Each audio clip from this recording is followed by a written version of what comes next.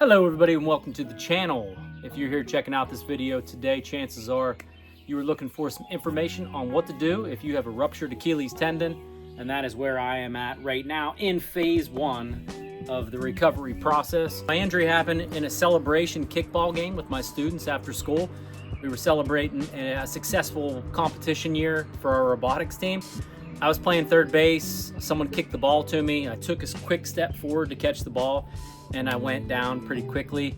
Felt like someone hit me in the back of the leg as they were running from third base to home, but after I kind of took a second and looked around, I realized nobody was around me. Looked at my foot, took my shoe off, because I thought whenever you hear someone say they tear their Achilles, like you would actually see something roll up the back of your leg, but that wasn't the case at all. It just felt weird, but I didn't notice like any kind of like lump or anything higher in my calf area where my Achilles would have ruptured. I'm a really active person. I like to work out or do some sort of activity 6 days a week. It's not necessarily always just lifting, it's just something, cardio, playing outside, doing some sort of activity. I compete in some local CrossFit competitions.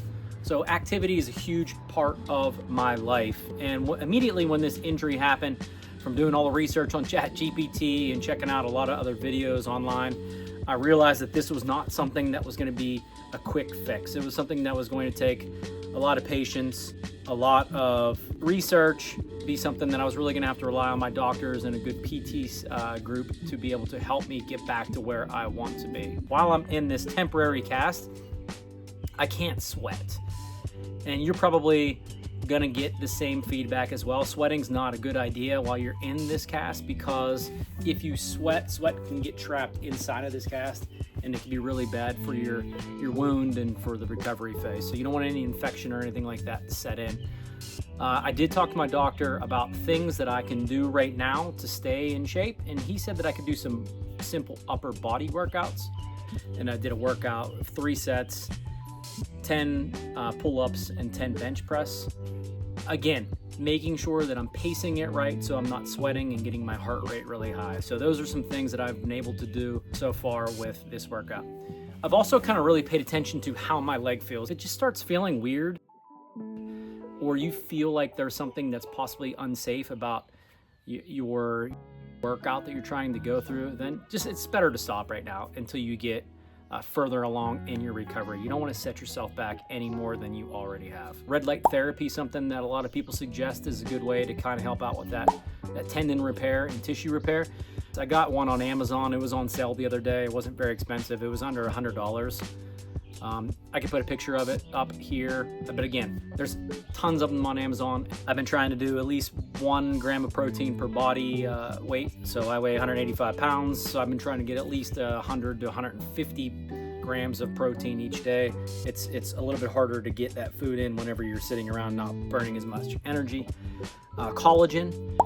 Collagen's a great thing for you to help out right now with your recovery and your ability to be able to repair your tendons. So I've been adding collagen to my shakes. I've also read that if you mix collagen with your orange juice, it is supposed to be able to be absorbed better into your body. So check that out.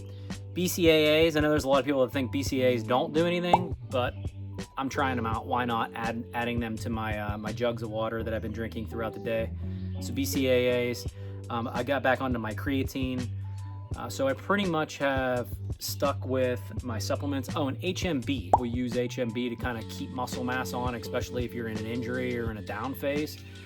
So I've also started to use some HMB. I can't tell you if I've noticed any kind of big differences or anything like that, because I'm still kind of new to using that HMB and some of those other supplements, but I thought, why not try them? They're not going to hurt my recovery. They can only help. So that's where I am at on that stuff right there. Mobility.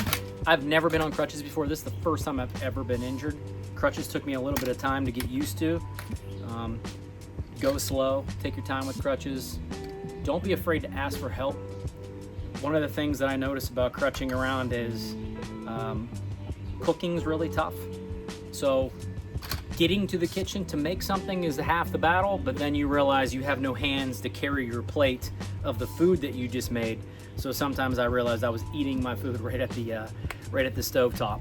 where I made the food because I had no way to kind of move it after I cooked it. So one of the suggestions that I would give to you is get a scooter. Scooters have been a huge help for me, especially for just cooking, because you can kneel on the scooter while you cook. You have hands free. You have a plate in one hand. You can still steer your scooter with the other one. So scooters have been a huge help. Some of them have baskets and some of them don't. I really like the basket on my scooter because I can carry things like my water jug, which has lots of coffee in it, my phone, my computer, but it does make it a little bit tougher to kind of navigate around your apartment or your house. So if you're in a kind of a tight space, you might not need a basket on the front of your scooter, but that's just some points that I kind of wanted to hit really quickly on this video. I hope this helps out people. I know I was really looking for help as I was going through this process. Like I said, I'm 17 days post-surgery. I'm getting close to getting my boot, so maybe I'll make another video on just how my activity has increased since I got my boot on. I'm looking forward to being able to do some cardio and things like that safely in my boot by using my Rogue Echo or a rower. So if you have questions, drop them in the comments.